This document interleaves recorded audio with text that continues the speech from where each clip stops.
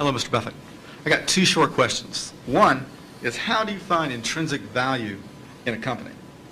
Well, intrinsic value is the number that if you were all-knowing about the future and could predict all the cash that a business would give you between now and Judgment Day, discounted at the proper discount rate, that number is what the intrinsic value of a business is. In other words, the only reason for making an investment and laying out money now is to get more money later on, right? That's what investing is all about.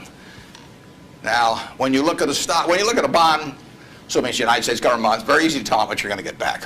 It says it right on the bond. It says when you get the interest payments, it says when you get the principal. So it's very easy to figure out the value of a bond. It can change tomorrow if interest rates change, but the cash flows are printed on the bond. The cash flows aren't printed on a stock certificate. That's the job of the analyst, is to print out, change that stock certificate, which represents an interest in the business, and change that into a bond and say, this is what I think it's going to pay out in the future. When we buy, some new machine for Shaw to make carpet, that's what we're thinking about, obviously, and you all learn that in business school. But it's the same thing for a big business. If you buy Coca Cola today, the company is selling for about $110 to $15 billion in the market. The question is, if you had 110 or 15 billion, you wouldn't be listening to me, but I'd be listening to you incidentally. But the question is, would you lay it out today to get what the Coca Cola company is going to deliver to you over the next 200 or 300 years? The discount rate doesn't make much difference as you get further out. And that is a question of how much cash they're going to give you. It isn't a question of, it isn't a question of how many analysts are going to recommend it, or what the volume in the stock is, or what the chart looks like, or anything. It's a question of how much cash it's going to give you. That's the only reason. It's true if you're buying a farm. It's true if you're buying an apartment house. Any financial asset. Oil in the ground, you're laying out cash now to get more cash back later on. And the question is how much are you going to get, when are you going to get it, and how sure are you? And when I calculate intrinsic value of a business, when we buy businesses, and whether we're buying all of a business or a little piece of a business, I always think we're buying the whole business, because that's my approach to it. I look at it and say, what will come out of this business and when? And what you really like, of course, is them to be able to use the money they earn and earn higher returns on it as you go along. I mean, Berkshire has never distributed anything to its shareholders, but its ability to distribute goes up as the value of the businesses we own increases. We can compound it internally, but the real question is, Berkshire selling for, we'll say, 105 or so billion now. What can we distribute from that 100? If you're going to buy the whole company for 105 billion now, can we distribute enough cash to you soon enough to make it sensible at present interest rates to lay out that cash now? And that's what it gets down to. And if you can't answer that question, you can't buy the stock.